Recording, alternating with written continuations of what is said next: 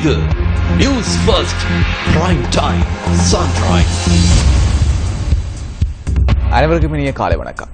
இணைந்திருப்பது இலங்கையின் முதல்தர செய்தி வழங்குகிற நியூஸ் ஃபர்ஸ்டின் காலை நேர பிரதான செய்தி அறிக்கையுடன் கொழும்பில் அமைந்துள்ள நியூஸ் ஃபர்ஸ்டின் பிரதான கலையகத்திலிருந்து உங்களை சந்திக்கும் நான் ஜோடின் சிந்துஜன். அமெரிக்கா, ஐரோப்பா, மத்திய கிழக்கு சர்வதேசத்தின் பல பாகங்களிலும் இருந்து சக்தி குளோபலோடாக இணைந்திருக்கும் உங்களை சந்திப்பதில் மிகுந்த மகிழ்ச்சி. விரிவான செய்திகளுக்கு செல்லும் முன்னர் முதலில் தலைப்புச் செய்திகள்.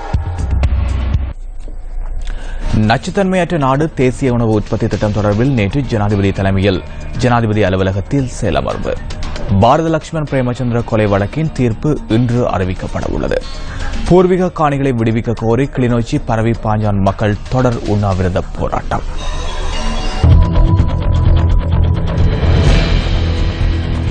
தொடர்வது விரிவான செய்திகள். முதலில் உள்நாட்டுச் செய்தி. நச்சுத்தன்மையற்ற நாடு தேசிய உணவு உற்பத்தி திட்டம் தொடர்பில் நேற்று ஜனாதிபதி தலைமையில் ஜனாதிபதி அலுவலகத்தில் செயலமர்வு ஒன்று நடைபெற்றது. ஜனாதிபதி மைத்ரிபால சிறிசேனவின் வழிநடத்தலின் கீழ் இந்த திட்டம் நடைபெறுகிறது. කිසියම් දේශපාලන කාර්යයක් නොවේ. பொது மகஜனතාව සහ භූමිය මහපොළව இது எந்த விதத்திலும் அரசியல் சார்ந்த விடயமல்ல. 3 வருடங்களுக்கான செயற்திட்டம் தற்போது நடைமுறைப்படுத்தப்படுகின்றது. நச்சுத்தன்மையற்ற உற்பத்தி தொடர்பில் இவை சில தினங்களுக்குள் அல்லது சில மணித்தியாலங்களுக்குள் பலனை எதிர்பார்க்கும் விடயமல்ல.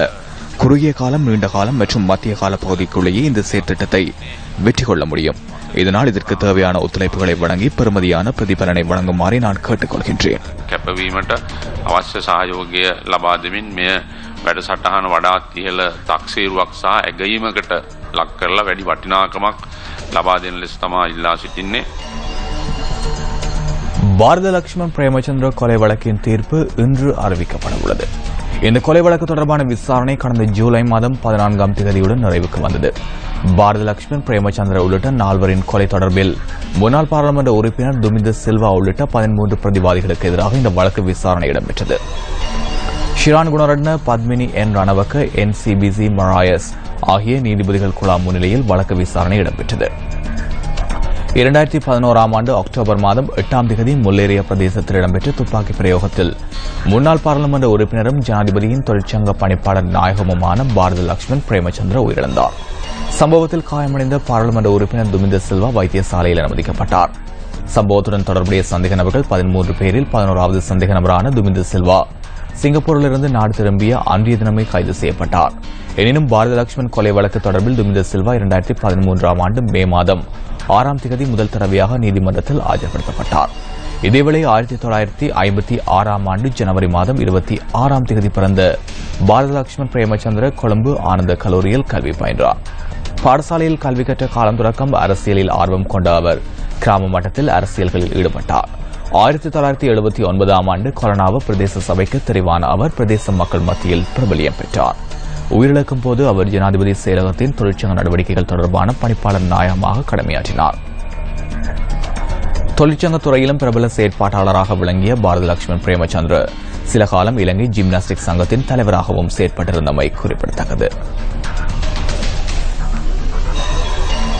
கிளிநொச்சி பரவி பாஞ்சான் ராணுவ முகாமுக்கு முன்பாக தொடர் கவனஈர்ப்பில் ஈடுபட்டிருந்த மக்கள் இன்று 2வது நாளாகவும் உண்ணாவிரத போராட்டத்தை முன்னெடுத்துள்ளனர்.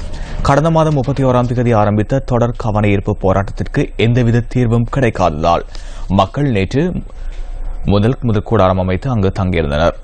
பொதுமக்களுக்கு சொந்தமான சுமார் 10 ஏக்கர் காணியில் பரவி பாஞ்சான் ராணுவ முகாம் அமைந்திருப்பதாக கவனஈர்ப்பில் ஈடுபட்டுள்ளவர்கள் குறிப்பிட்டனர். இந்த நிலையில் தமது காணிகளை விடுவிக்க கோரி நேற்று முதல் தொடர் உண்ணாவிரத போராட்டத்தை முன்னெடுப்பதாக பரவி பாஞ்சான் மக்கள் மேலும் தெரிவித்துள்ளனர். மத்திய வங்கியின் ஆளுநருக்கு இன்று கோப் குழு முன்னிலையில் ஆஜராகுமாறு அழைப்பு விடுக்கப்பட்டுள்ளது. மத்திய வங்கியின் முறைகள் கொடுக்கல் வாங்கல் தொடர்பிலான மேலதிக விசாரணைகளுக்காக அவர் அழைக்கப்பட்டுள்ளதாக கோப் குழுவின் தலைவரும் பாராளுமன்ற உறுப்பினருமான சுனில் ஹேந்துநெத்தி தெரிவித்துள்ளார். இன்று பிற்பகல் 2:30 அளவில் பாராளுமன்றத்தின் கோப் குழு முன்னிலையில் ஆஜராகுமாறு மத்திய வங்கி ஆளுநருக்கு அழைப்பு விடுக்கப்பட்டுள்ளமை சுட்டிக்காட்டத்தக்கது. மாத்தறை மகாநாம பாலத்திற்கு அருகிலிருந்து சடலம் ஒன்று மீட்கப்பட்டுள்ளது. பிரதேசவாசிகளின் உதவியுடன் நேற்றிரவு சடலத்தை மீட்டதாக போலீசார் தெரிவித்தனர்.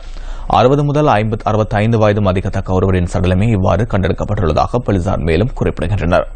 சடலம் மாத்தறை வைத்தியசாலையில் பிரேத பரிசோதனைகளுக்காக வைக்கப்பட்டுள்ளதாக போலீசார் மேலும் தெரிவித்தனர். போலீசார் சம்பவம் தொடர்பிலான மேலதிக விசாரணைகளை மேற்கொண்டு வருவதாக அங்கிருக்கும் எமது பிராந்திய செய்தியாளர் தெரிவித்தார்.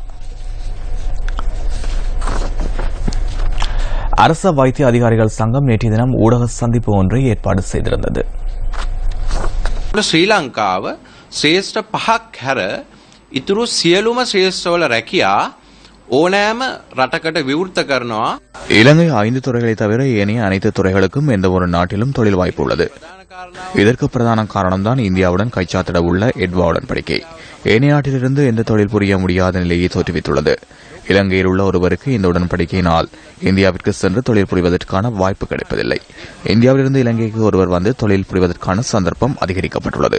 සියලුම ශ්‍රේෂ්ඨ වෙනත් රටක කෙනෙකුට ඇවිල්ලා වැඩ කිරීමට නොහැකි ආකාරයට තමයි තමුන්ගේ රැකියා ශ්‍රේෂ්ඨය විවෘත කරලා තියෙන්නේ.